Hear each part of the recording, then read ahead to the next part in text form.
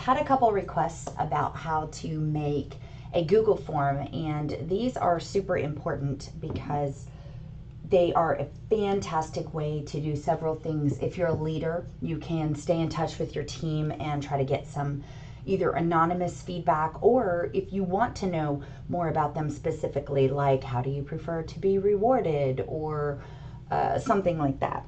If you aren't a leader, but you want to be able to use them for reaching out to customers, you can do like a past party survey and say, or past guest survey, you were a guest in one of my parties in the last year, so I was wondering if you would fill this out. And then you can even give them like an incentive to, if they fill out the form and then come back to you and make a purchase, that you'll give them $5 off or free shipping on their next order.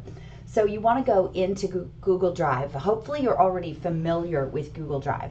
If not, that's a whole nother training, and get on it, because Google Drive is the hub of absolutely everything that I do in my business. It's what keeps me straight. It's what keeps me organized.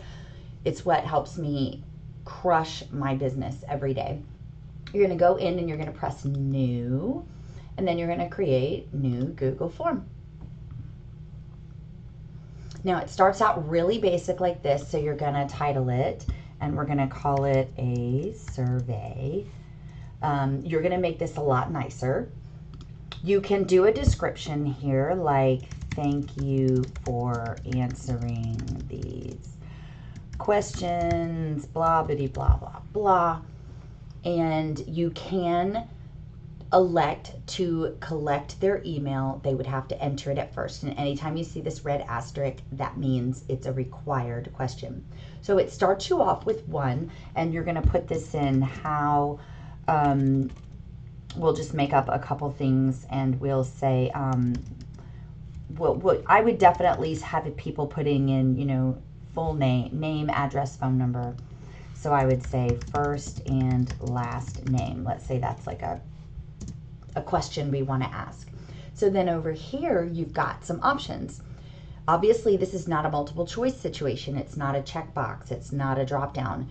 It's just a short answer because they're just answering something really quick. So that's kind of the standard. If it's required, you're going to make sure that box is checked, so to speak. If it is not, then you can toggle it back, and then they don't have to answer it. This is also here how you can duplicate, which sometimes is easier because then it's highlighted and you can say mailing address, and you would so on and so forth. But let's get to some of the other kinds. So let's duplicate, and then we're going to say how many parties, oh yeah, I'm going to spell right.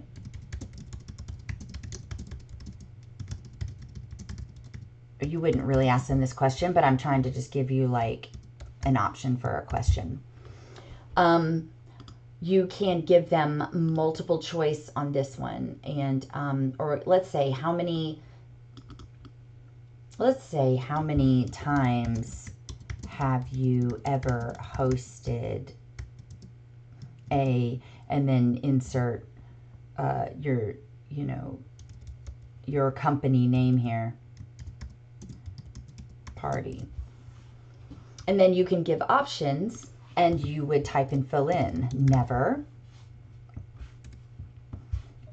1, 2, 3, more than 4, something like that. Now, if this were a situation where you wanted to do an other and let them select other, because none of those might possibly apply, which would be impossible for this question, but you would just click this and it's going to say other and allow them to do that. If you notice this picture box here, you could also grab a picture. And so I could just try to grab something really quick. Let's just pretend like it's, I know this is not a picture that actually coordinates with what we're doing, but you can do a picture in it if you were talking about, would you be willing to host a party? You could have your host information right here in a graphic. There's several different other, things that you can do. All of this stuff over here helps. So if you want to add a question and just go to the next one and it starts completely blank, or just like the last one, that's what you're going to do. Over here, if you want to import a question, I don't recommend. If you're watching this video, it's because you don't know what you're doing. So let's not worry about that. And you can add a title and description to this next section. Like, let's pretend like this was the first section, and then you're like, thank you so, second section, something like that. I've done only 1 or 2 of those where it was like about you, and then the second section was about, your products or something like that. So you could do that. Here's also add an image. You could add a video. And here you can just add a whole nother section. So what this would do is this would give them an option to click and go to the next section. It's not like the end of the page. So this one here is a title and description right in the middle, and then it would go to the next question. If you add another section, then even if they're in what would be like the middle of the page of a form, it would stop and they would have to click in order to go to the next section. So some really quick housekeeping things here. First of all, you can customize this by choosing an image to be at the top of your header. They have a lot of really adorable ones that you can use depending on the style of your questionnaire. I don't have any that would be recently that would be good to use. I have kept actually a couple photos that I use that are like a good shape and size, and they are the right size for that spot, but it really doesn't matter. And it's better to just have something that's kind of more generic. So I'm going to go to my generic banners and maybe look at a couple of these.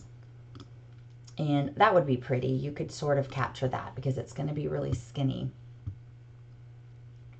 You can select where you want it to be. I would do this. And then it's going to be at the top. If you have the Canva program or something where you can create your own, I highly recommend this option, and creating something that might be even unique to your heading.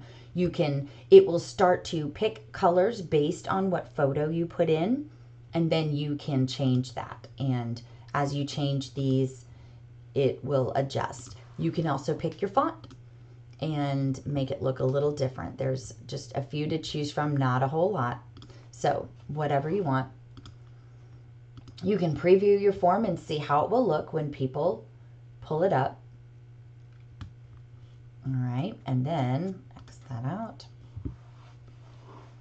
I don't recommend looking into add-ons right now. When it comes to sending this form to other people, you can send it via email, but the easiest way will probably be as a link. I would shorten the URL and then hit copy, and now you can create a message with this link in it that's, hi so-and-so, let me, would you mind filling out this Google survey about my past parties? There's a deal in it for you. I'll be giving everybody $5 off their next order of $25 or more when they fill out this survey, yada, yada, yada, however. But I will go in here and then I would title the form. I would go in here and show you, here's one specifically, I did a party survey. So I did create my own banner here. And this is like initially what they start with. I did different sections. Here was what I was speaking of, about you. So I asked them just a few things about themselves. Now tell me about the party. I asked them that. Now this is about me as the consultant. What did you think about me as a consultant? And in the final section, I'm just asking them to consider a few things about Pampered Chef in general. Does the idea of hosting a party where everyone gets a discount applied to, appeal to you because this was a new party thing we had going? And then, or, do you want to get all the rewards? Yada, yada, yada. And then I asked, other things, feedback. Notice this one was optional, but all of the other ones were mandatory. They had to ask. So as you can see, I got 12 responses. And then it will show you your responses.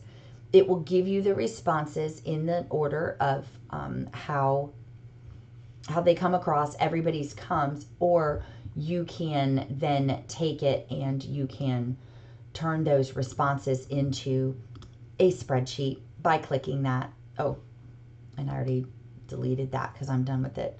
But I can review the responses in a spreadsheet, and I can do everything right here, printing, download them into something like that. So anyway, that's just a really quick, I hope it was quick, video about how to create a Google form. And be sure to let me know if you still have any questions. Thanks.